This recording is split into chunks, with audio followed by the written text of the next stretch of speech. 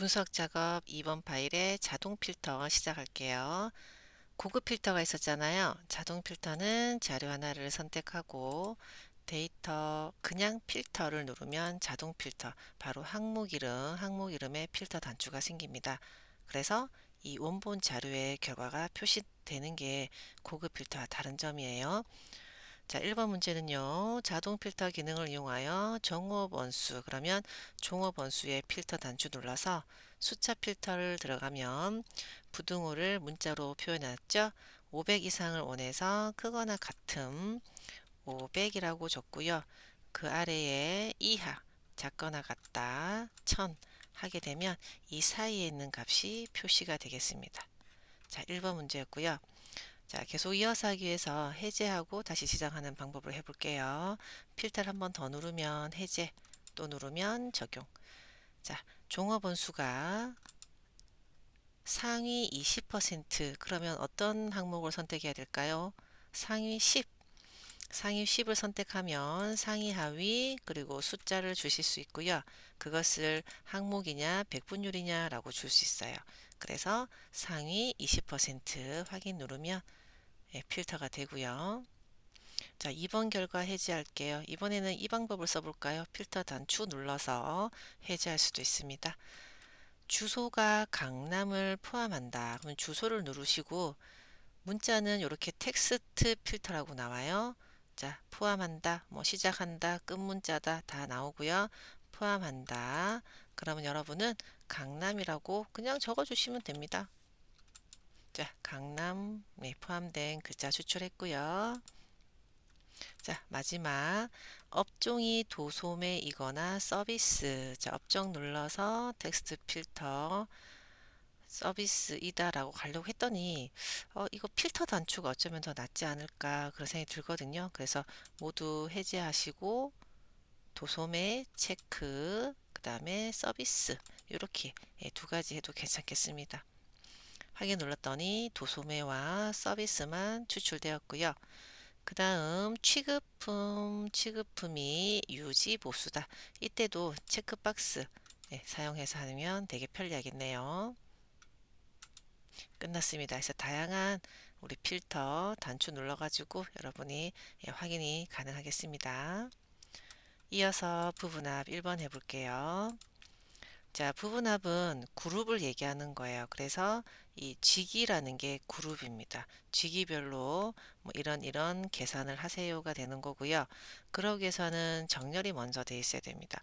직위별로 정렬이 되어 있지 않으면 당연히 그룹을 하나로 만들어서 계산이 불가능하기 때문에, 자, 그래서 정렬을 먼저 할게요. 데이터 메뉴 정렬.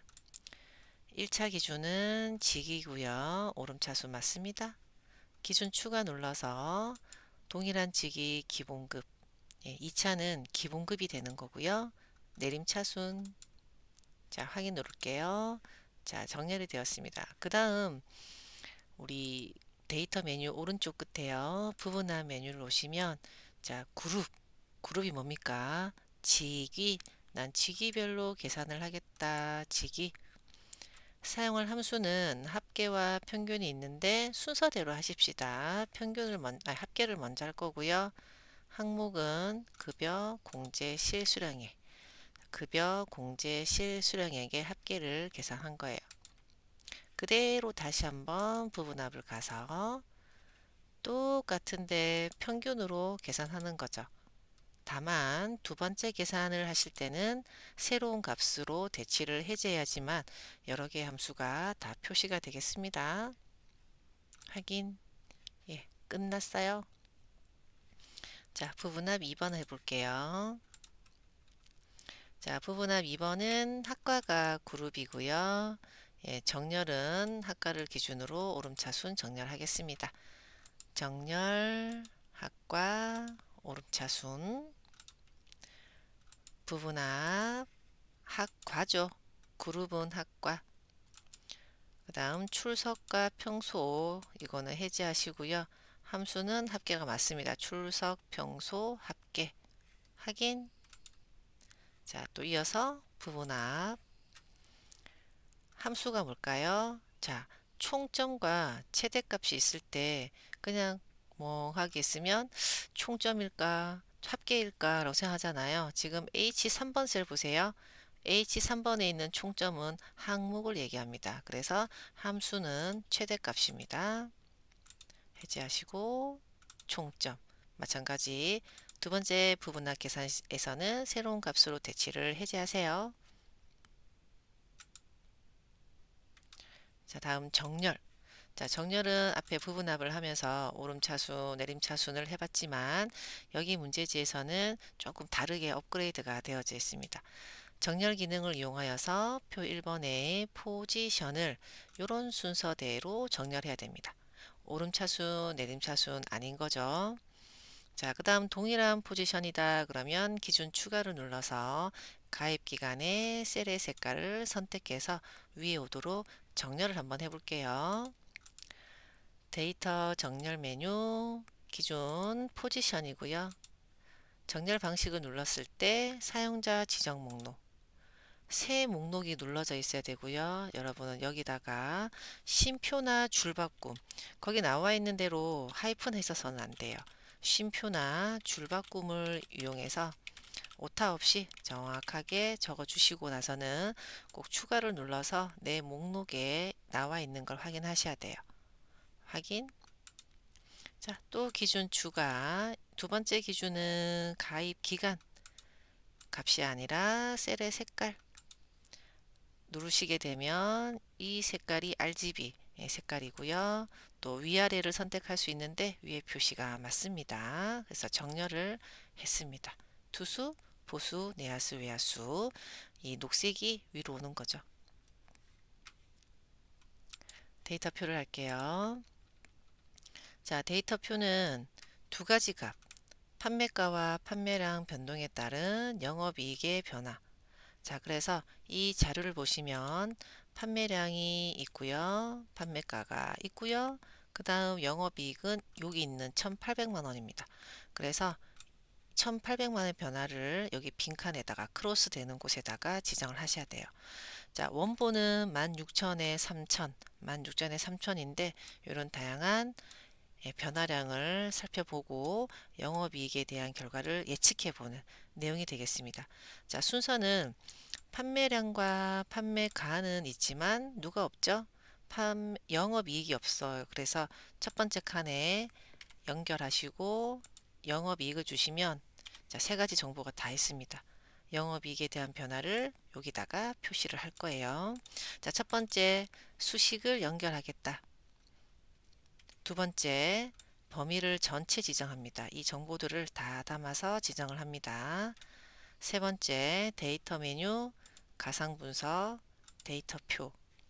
행과 열을 판단하는 것은 이 자료 결과를 보고 하시는 거예요. 2000, 2500, 3000 가로로 글자가 적혀져 있죠. 그러면 행이라고 합니다. 그래서 판매량의 원본을 선택하셔야 돼요. 자, 판단은 결과를 보시고 선택은 원본. 열은요. 판매가 13,000, 14,000 하는 이 열 방향으로 판매가가 보이고 있잖아요. 그러면 누구를 선택한다? 판매가의 원본. 네, 이렇게 선택해서 결과를 한눈에 볼 수가 있는 게 바로 데이터표입니다. 데이터표 2번. 자, 데이터표 2번은요. 마찬가지로 개월수와 이자율 변동에 따른 월 납입액의 변화를 여기 크로스 되는 곳에다가 표시하셔야 돼요. 첫 번째 칸에 등호하시고 월 납입액 엔터 모든 정보를 다 지정해서 데이터표 메뉴 가서 자, 행은 이자율이죠. 퍼센트 이자율 원본 이자율 열은 개월수 원본 개월수 끝났습니다. 목표값 찾기 해볼게요. 자, 목표값 찾기는 어떤 셀이 700만 원이 되련다라는 게 자기 목표예요. 결과를 이루기 위해서 어떤 셀, 납입기간 셀이 얼마로 바뀌어야 될지 하는 목표값 찾기 아주 단순합니다, 여러분. 어떤 셀을 선택하든지 상관없이 가상분석 목표값 찾기 오시면 문제지에 나와 있는 순서대로 대입을 해버리시면 돼요. 수식셀은 25, 25, 25셀. 그 다음에 금액은 자, 현재 2호셀은 610만 원인데 700만 원이 되려면 이란 뜻인 거고요. 그러면 누가 납입 기간이 어떻게 변경돼야 될까요? 라고 수식셀 찾는가 값을 바꿀 셀 확인 누르면 원본이 변경되면서 끝나는 겁니다. 목표값 찾기 2번도 해볼게요. F4셀이 70만 원 되려면 E4가 얼마가 돼야 될까요? 라는 목표값 찾기입니다. 수식셀은 F4셀. 이번엔 70만 원이 되려는 게 결과값, 목표값이고요. 그 다음 값을 바꿀 셀, 무엇을 바꿀까요? 연이율. 확인 눌러서 확인 누르면 끝났습니다. 시나리오를 해볼게요.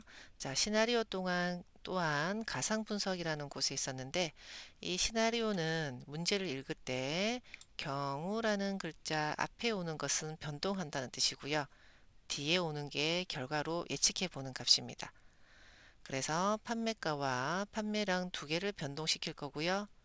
순이익 총액의 결과를 예측해 보는 시나리오입니다. 제일 먼저 해야 되는 거는 이름을 정의하셔야 돼요. 이름을 총 세 군데를 정의해서 시나리오 1번, 시나리오 2번을 추가하시고 마지막에 요약이라는 단추 눌러서 그림과 같이 시나리오 보고서를 만들 수가 있습니다.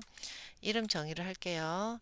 B6셀 선택해서 이름 상자에 판매가 다음 판매량 엔터를 꼭 하셔야 되고요. 순이익 총액 엔터를 했습니다. 만약에 이름 정의에 오류가 발생했다면 수식 메뉴 이름 관리자 가서 여러분이 편집 혹은 삭제를 하시고 정확한 이름으로 정의를 내려주세요.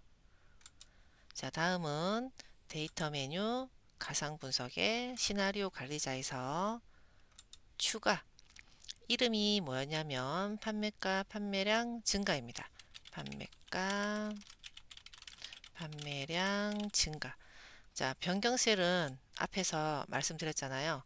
경우라는 셀 앞쪽에 나오는 이 셀이 변경셀입니다. 그래서 B67을 같이 선택할게요. 하나일 수도 있고요. 여러 개 있을 수도 있습니다. 확인. 자, 그러면 1번 시나리오에 해당하는 8만 원과 9천 원을 적겠습니다. 적고, 이거는 9. 추가를 눌러서 2번 시나리오 만들게요. 판매가, 판매량 감소. 변경셀은 동일하고요. 이름은 값은 7만 원, 7천 원. 그래서 7만 원, 7천 원. 자, 3번 시나리오가 없으니까 그대로 확인을 누를게요. 자, 주의할 점은 표시 안 돼요. 표시 누르면 이 원본 자료가 감소로 바뀌어 버리게 된다는 거죠. 자, 그리고 더블 클릭 안 돼요. 더블 클릭했다가 똑같이 표시가 돼 버립니다. 그래서 마지막에 제가 요약을 누르라고 했던 게 바로 요약을 누르면 결과셀은 경우라는 글자 오른쪽에 나오는 셀이 바로 결과셀입니다. 그래서 27, 혹시 27이 아니면 다시 선택을 하시면 되겠습니다. 확인. 그러면 결과가 동일하게 나왔고요. 혹시 잘못되었을 경우에는 이 시나리오 요약 시트를 삭제하시고 다시 피벗 테이블 편집 후 요약을 하셔야 되겠습니다. 자, 그렇게 하다 보니 벌써 마지막 통합을 해보도록 할게요. 자, 통합은 합친다라는 뜻인 거겠죠. 근데 어떤 것을 합칠 거냐면 표 1, 2, 3에 대한 이 정보에 대한 평균을 표 4에다가 통합하여 계산을 할 겁니다. 자, 이때 주의할 점은 결과를 표시할 표 4번을 선택하셔야 돼요. 그래서 표 4번을 선택하시고 표 4번을 선택할 때 이것만 하셔는 안 돼요. 정보를 다 담아야 돼. 왼쪽에는 학과 이름이 위에도 구분의 이름이 있어야 되기 때문에 범위를 다 지정을 하고 통합 메뉴를 가실게요. 요게 통합입니다.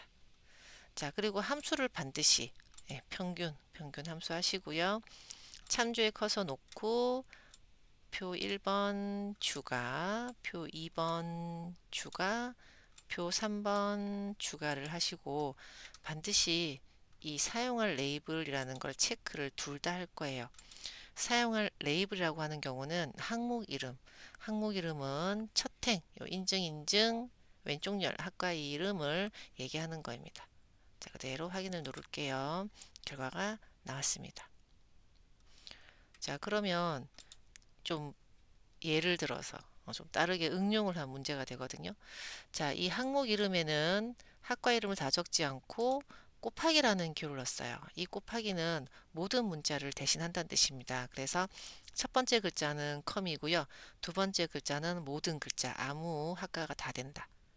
그리고 교육 양쪽에 곱하기가 있잖아요. 그러면 포함한다.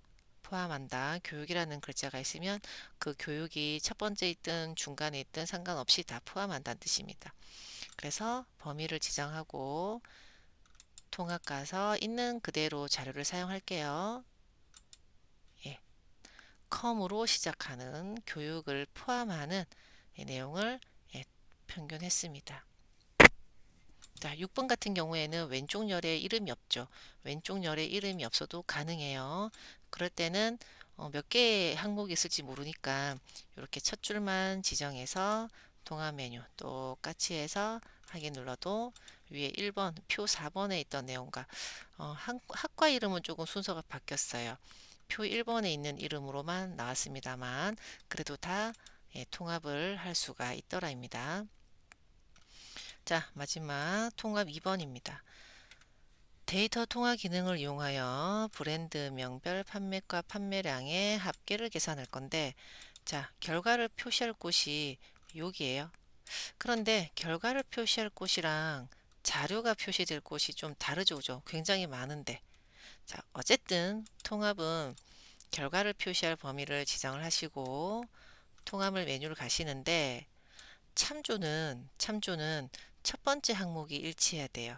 첫 번째 항목, 브랜드명. 그래서 이 자료에서는 번호 제품명이 아니라 브랜드명 이 있을부터 다 지정을 해줘야 된다가 다른 점입니다. 그리고 하나일 경우에는 굳이 추가 누르시지 않으셔도 되고요. 하지만 사용할 레이블은 반드시 체크하셔야 됩니다. 통합이었습니다.